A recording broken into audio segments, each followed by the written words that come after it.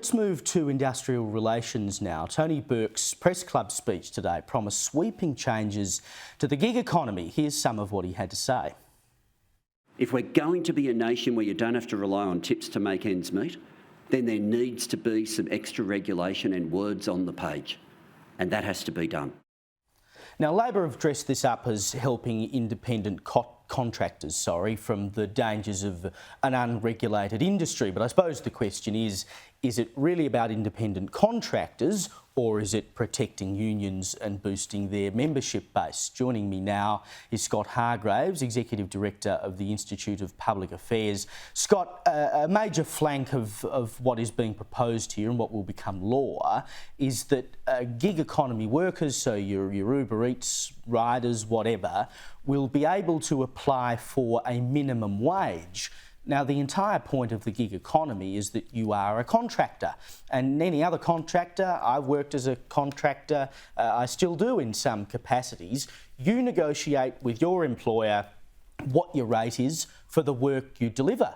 We're throwing all of that out the window now. Does it not kind of defeat the point of the gig economy? It completely will. These arrangements have grown up in a legal environment which is well understood, where the High Court's confirmed who is a contractor and who is an employee. But as you say, there's a union agenda behind this, which became the ALP platform to eliminate wherever possible these independent contract arrangements, to bring them within the ambit of the Fair Work Commission. And the trouble is, this is more red tape, job-killing red tape, productivity-destroying red tape, and this is really only the first wave of it, at a time when we need to be encouraging workers into the workforce, eliminating red tape and getting this economy moving, instead of attacking one of the few productive sectors of the economy left. And it's more than just people delivering pizzas. How far can this go, though? Because let's say, for instance, courier drivers. If you are a courier driver for Australia Post or any other company, many of them are contractors. So they're a sole trader who's come to an agreement with Australia Post. Australia Post gives them the money. They've then got to go and do their tax and, they don't get leave, etc. Will people like that end up in the same situation where, I don't know, all the contractors at Australia Post could go off to the Fair Work Commission and say, we want a standardised rate, we want leave? I mean, at that point, you may as well make them full-time employees.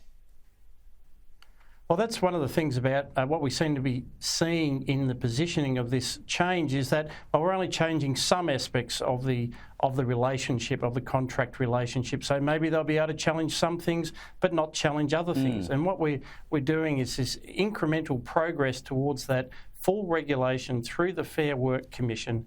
And in the meantime, what we'll just have is more complexity in an already fantastically complex employee relation system. This is the biggest re-regulation we've seen for 100 years of the labour market in Australia.